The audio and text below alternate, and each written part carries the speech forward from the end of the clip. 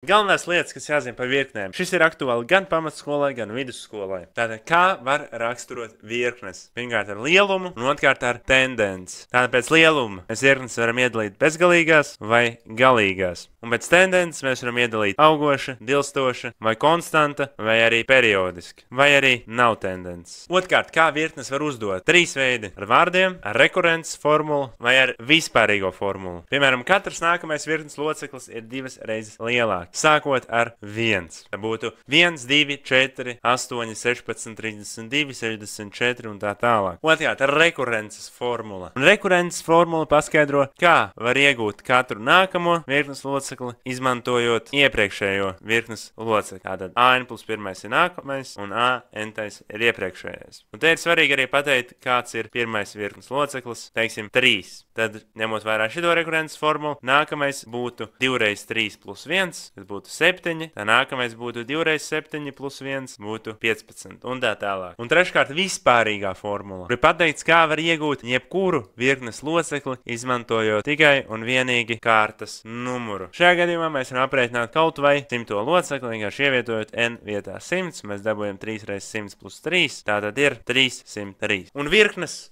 ir iezubrītas. Iepriekšējā video es runāju par virknēm, tad šodien runāsim par aritmētisko progresiju. Tātad, kas ir aritmētiskā progresija? Tā ir tāda virkne, kur katru nākamo virknes locekli iegūst iepriekšējiem virknes loceklim, pieskaitot vienu un to pašu skaitli, sauc par diferenci. Tad, ja mēs paņemam, ka A1 ir 3 un diference ir 2, tad A2 būtu 3 plus 2 - 5, tad A3 būtu 5 plus 2 ir 7, un tad A4 būtu A7 plus 2 būtu 9. Ko svarīgi atcerēties pie aritmētiskās progresijas ir šī te vispārīgā formula. AN to var iegūt A1, pieskaitot n-1 diferenci. Neuztraucieties, šo varēs atrast formulu lapās, un jūs nekad nekļūdīsieties. Un aritmētiskā progresija ir iezubrīta. Pagājušā video es runāju par aritmētisko progresiju, kas ir vairāk pamatskolai. Šodien es runāšu par ģeometrisko progresiju, kas ir vairāk vidusskolai, bet, pamatskolai šis arī varētu būt interesanti. Tātad, ja aritmētiskā progresija bija tāda virkne, kur katru nākamo virknes locekli var iegūt iepriekšējiem, pieskaitot vienu to pašu skaitli, sauc par diferenci, tad ģeometriskā progresija būs tāda virkne, kur katru nākamo virknes locekli iegūst iepriekšējiem, piereizinot vienu to pašu skaitli, ko šajā gadījumā sauc par kvocientu. Piemēram, ja pirmais virknes loceklis būtu 1 un kvocients būtu 2, tad B2 būtu 1 reiz 2 ir 2, tad B3 būtu 2 reiz 2 ir 4, un B4 būtu tātad 4 reiz 2 ir 8. Un ko ir svarīgi atcerēties pie ģeometriskās progresijas, pie tāpat kā pie aritmētiskās progresijas, ir vispārīgā locekļa formula,